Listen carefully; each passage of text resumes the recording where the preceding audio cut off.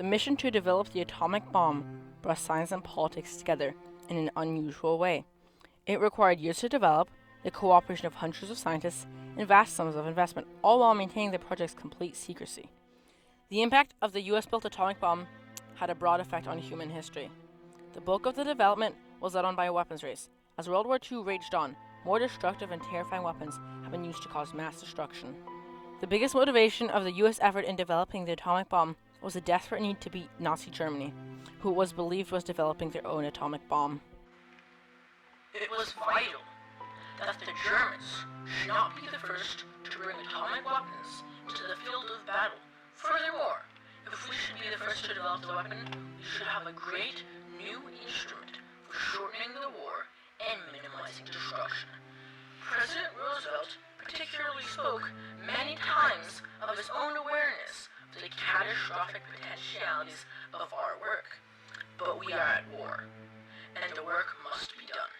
I therefore empathize that it was our common objective throughout the war to be the first to produce an atomic weapon and use it. Henry L. Stimson, Secretary of War, 1941 to 1945.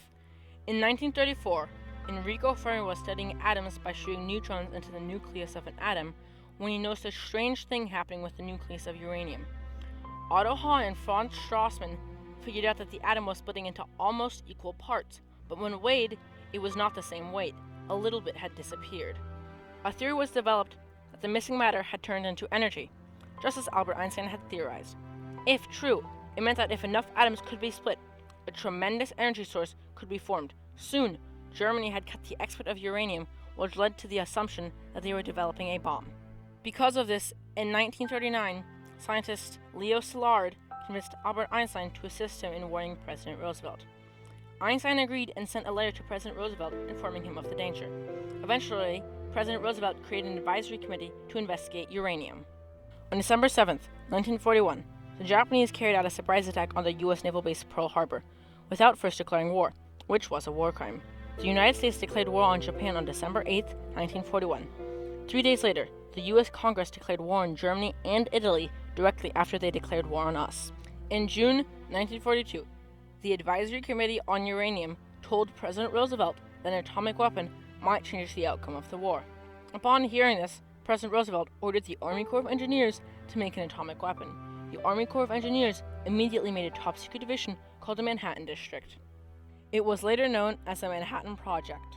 The second task they had was to shut down all discussions of the topic, as it was standard among scientists to share their discoveries. Soon, General Groves took over the program, wasting no time in selecting Los Alamos as the new location for the lab. The desert location was easy to monitor and very secure. Immediately, the building of the new lab was underway. Next, General Groves needed a place to isolate the right isotope of uranium. He soon found a place in Oak Ridge, Tennessee. Another location was set up in Hanford, Washington, to make plutonium using reactors and chemical processing. Before the scientists working on the project could move into the new lab in Los Alamos, they were trying to sustain nuclear fission in Chicago in the racquetball court under the west stands of the football field. If anything went wrong, the whole city risked being covered in nuclear radiation. Luckily, everything went as planned. After 2 days, they were finally able to create self-sustaining nuclear fission.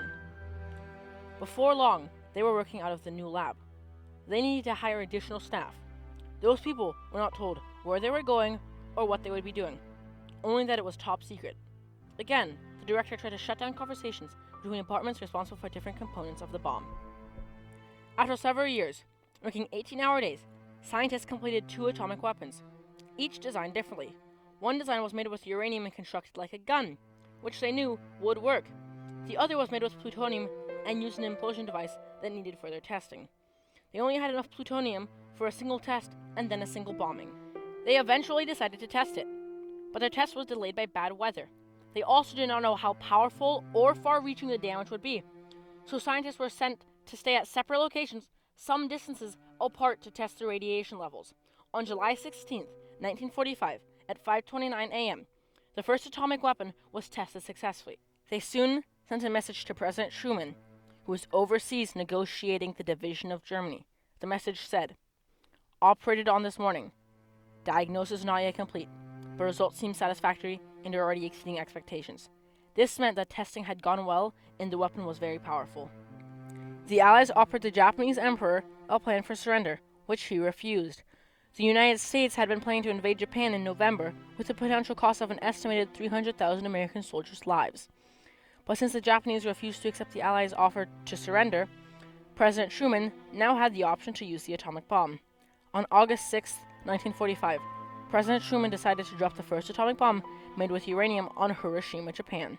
3 days later, with Japan still refusing to surrender, the United States dropped a second atomic bomb on Nagasaki, Japan, this time made with plutonium. The use of the atomic bomb brought the war to a quick close, but at a high cost of Japanese life. The U.S. wanted to avoid an invasion of Japan, which would have cost thousands of more American and Japanese lives. At the time, scientists were divided on whether it was right to use such a destructive weapon. President Truman and Prime Minister Churchill were in agreement that the bomb was required to finally end the war. It is still debated, to this day, whether it was right to use a weapon without knowing the full extent of its effects on civilians. But what we learned from that tragedy was that we should never use them again. The development of the bomb also led to the development and use of atomic energy in many other applications, such as powering nuclear submarines and aircraft carriers. In this last great action of the Second World War, we were given final proof that war is death. War in the 20th century has grown steadily more barbarous, more destructive, more debased in all its aspects. Now, with the release of atomic energy, man's ability to destroy himself is nearly complete. The bombs dropped on Hiroshima and Nagasaki ended a war. They also made it wholly clear that we must never have another war. This is the lesson man leaders everywhere must learn, and I believe that when they learn it, they will find a way to lasting peace. There is no other choice. Henry L. Stimson, Secretary of War, 1941 to 1945.